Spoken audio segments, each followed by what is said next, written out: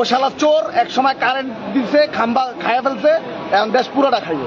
যদি পাইতাম এই অক্টেন তারেক রহমানরে খাওয়াইতাম। শালার পুর দাম বাড়াস নাকি? এটা তো তোর বাপে আর তোর অন্য কেউ আয় দিব না।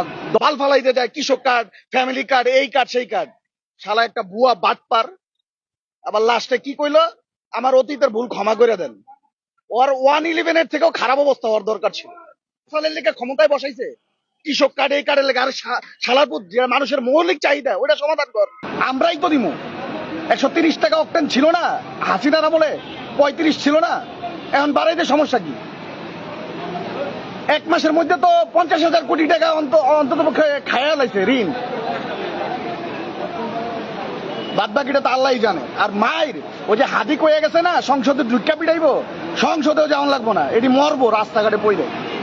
আগের দিন তো ভাগ্যা যেতে পারছে, এটি ভাগতে পারবো না। এই দেশের ভবিষ্যৎ যে কি, আর ওই যে কি বলছে, আই হ্যাভ এ প্ল্যান, এই প্ল্যানের বাস্তবায়ন চলতেছে। ও শালা চোর, এক সময় কারেন্ট দিছে, খাম্বা খাইয়া ফেলছে, এখন দেশ পুরোটা খাইবে। পাশে তো প্রধানমন্ত্রীর কার্যালয়, পাশে প্রধানমন্ত্রীর কার্যালয়ে তো সব ভিআইপি ঢুকতেছে। এই পর্যন্ত লাইন আসলে নর্মালি আসলে 6টা পর্যন্ত তেল পাইতাম। এত ভিআইপি যদি থাকে তাহলে নারায়ণগঞ্জ পাম্পে যে তেল নিয়ে আসবো ভিআইপিরা।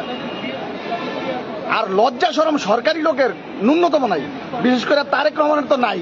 ওই যে দেখেন না, সংসদে বক্তব্য দিতে যাই ভুলভাল কয়, 8 পাস তো, এর বেশি মেয়েটা খাটে না তো তার। এই শালার পুতকে পরিণতি হইব যে লন্ডন আবার যাইবো আর কি সব। আর যে কিছু কমু যদি পাইতাম এই অক্টেন তারেক রহমানরে খাওয়াইতাম।